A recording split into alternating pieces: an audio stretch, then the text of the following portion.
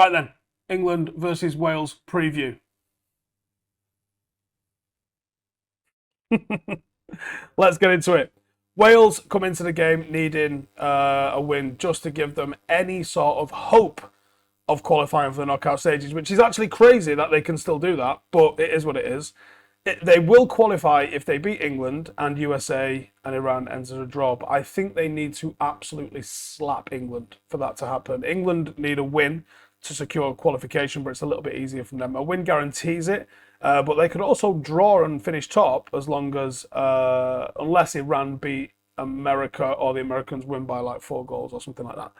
Even if Wales do beat England, there's a big chance that they still don't qualify. Is there a chance Southgate uses this game to maybe give some minutes to some people, rest his, the little green sort of like close friends group that he's got on his Instagram thing? Does he? There's definitely some people that are in that, and definitely some that don't even know he's on Instagram, isn't there? Wales, I think, are going to come into this playing a bit of a 3-4-3, the way they did against America and Iran. They're a team that rely on getting the ball just to their attackers. They're quite direct with it.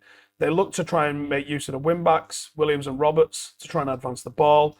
Page said a couple of months back, for us to compete at the top level, we are going to need every player fit and available. And you tend to see Wales very often rely on those players.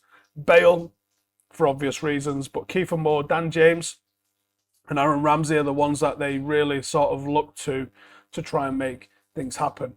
Wales are also a bit of a set-piece team, and most of their chances this tournament have come from set pieces. Basically, if England play their own game and manage to keep the likes of Ramsey, James, and obviously Bale quiet, you would expect them to win. What's going to make this interesting is I think England have struggled, I think it would be fair to say, when they came up against the athleticism of the Americans, and the pace of that game looked like it shocked England. I think England have benefited from having quite slow-paced, international-paced sort of games, and they've come out on top for a lot of reasons because of that. If I'm Wales, boyo, what I'm going to do today, right? We're going to have the boys get right in their faces. We're going to get right in their faces, and we're going to put them back, and we're going to make it a championship game, boy. Right? We're going to put it right on them. We're going to get it back to the old school. You know what I'm saying? So I think Wales basically just got to make this an English game. Make this a championship, bottom half of the Premier League scrap.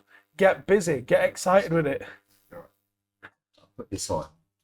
You're an arsehole. Because you're sitting there doing accents, American accents, Welsh accents. Bro, why don't you just support England? There's a video you need to watch. Yeah.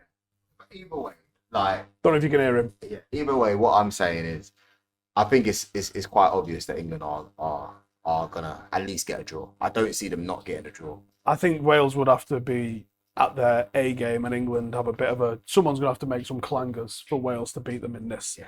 England are qualifying. Wales aren't. I think that's the way this is gonna get painted up. Yeah. Star man for Wales. Who do you reckon? It's got to be the one and only, Mr. Gareth Bale. Of course it's Gareth Could be Bale. Dan James, though, if he manages to run in behind, But that's a legit tactic. If England's defence is high, and there's a couple of obvious targets. I was going to say, you could target an out-of-position Luke Shaw, which then exposes Harry Maguire. And then, because I think as great as Harry Maguire was in the USA game, I know that makes you sick to say, but he was their best player, and I told you that. But because England defended, England played like a bottom half team. But I don't even think he came up against anyone with real serious pace, And my thing is, if you're playing up with real serious pace, England are going to have to attack more this game. They're going to have to. So you would expect it to be in Wales half, so they are going to be susceptible on the counter to the pace. Exactly. So now we're really going to see. Do you reckon Southgate goes with a 2 at the back, or does he switch it to 3? No, I think he probably rests, and I think he gives minutes to the ones that haven't played much, so they're a bit more. If he should anyway, because then the players that haven't played a lot, that he's going to want to rely on, like. Look at Harry Kane. Give him if he's got a rough ankle, give it him off. Like, do you know what I mean? It's a bit tricky because is this the game that you really want to make him sit down? You need Harry to start. Yeah, but what if he gets another knock on it in a game he didn't need to play? Well, you say he don't need to play. He still needs to play it because this is a derby, and I'm not saying that. Yeah. I'm not The saying derby factor's underrated. that's huge. And don't forget, Wales are going to be bruised animals right now. You know, they flipping drew to Iran. No, sorry, who did they draw? The USA. They get slapped by Iran. Mate, what did you say the other day to Rio? You said what would be their team talk? Well, I said that the team talk's a very easy one, and Yeah. Gary Lineker shut it down. It's like you don't need a Yeah. big team talk in a tournament, Gary didn't know but sometimes you do. I was with you. I actually Sometimes you agree with do. I think sometimes you've got to just get in the face of the lads and just be like, "Don't even look me in the eye unless you fucking lift someone today." Yeah, yeah. And that's the sort of game I think you make it. USA got in England's face. USA got in England's face and made it very difficult for England. And for that reason, England looked lethargic. They didn't look like they were up for it. And if anyone can do that, a derby game can do that. Yeah. So I think Wales just get right up on them. And I'm wearing this anyway for my mate. You got a best mate that used to captain. No, not that. I mean, yeah, Ash for one, but no, Dylan Levitt. I'm here supporting Dylan Levitt. And he's also making sure that he gets the Ashley Williams deal over the line for Paddock. I know what you're doing, mate. I know what you're doing. Super agent. Guys, I hope you guys are watching Steve's content. It's absolutely awesome. And there's going to be more of the duo you never knew you needed. It's my shower running in the back, so I've got to jump in there. All right. We're out the door in about 12 minutes. So anyway, Gareth Bale, 40 goal contributions for his country. He's also bagged 40 goals for his country. He's also got 22 assists. He is one of their best players of all time. It's as simple as that. And this isn't the player that we saw when he was at Spurs or even these early Madrid days, but he's still a player who, on his day, can cause any team a problem. England have to keep him quiet, and he might fancy himself against an England defence that definitely not as strong as it could be. England, I think they mix it up. I definitely think they mix it up. I would go with Pickford, Trippier and Shaw. I think they'll be fine. But I would probably try and bring Connor Cody or Ben White in at centre half. It'll probably still be Stones, or even a Dyer. I would go in midfield.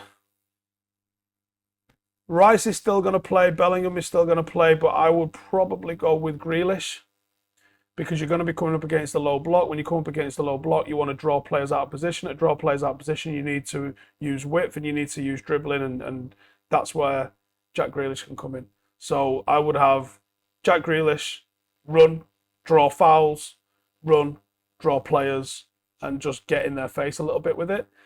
And then up front, Foden, Rashford, Saka. That's what I'll go with. Foden on the left, Rashford down the middle, Saka on the right. And I think that's just give some minutes to some players to make sure that they're ready if and when called upon and if and when needed. Don't redline it too much with players like Maguire and Kane, who probably dealing with some sort of a knock.